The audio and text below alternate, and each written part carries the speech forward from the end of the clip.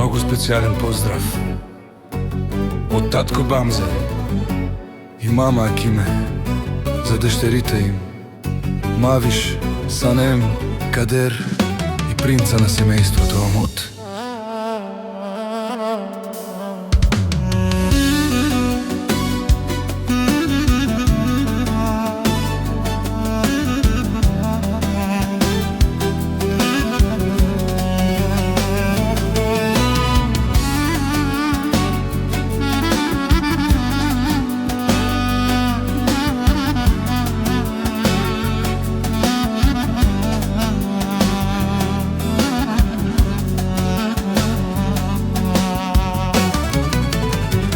Sare Bamze, dikena oles dikena Oles ke la fikerena, o dushmanja parjovena Leske romni Akime budbuti kerena Pečave barijarena, lena širesena Sare Bamze, dikena oles dikena Oles ke la fikerena, o dushmanja parjovena Leske romni Akime budbuti kerena Pečave barijarena, lena širesena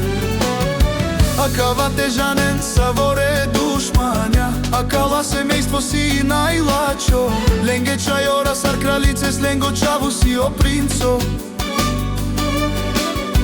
Akava težanen savore dušmanja Akala semejstvo si najlačo Lenge čajora sar kraljice Slengo čavu si o princo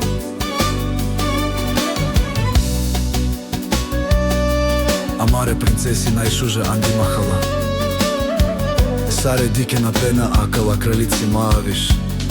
Санер, Кадем Акала шуже принцеси Акала диаманти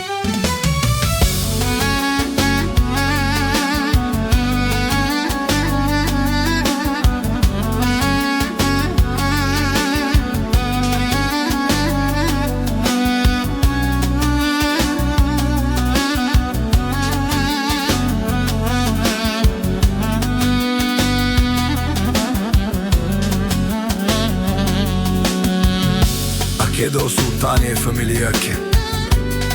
Омута кава амаро принцу Амари слабост Амару шужу лъвче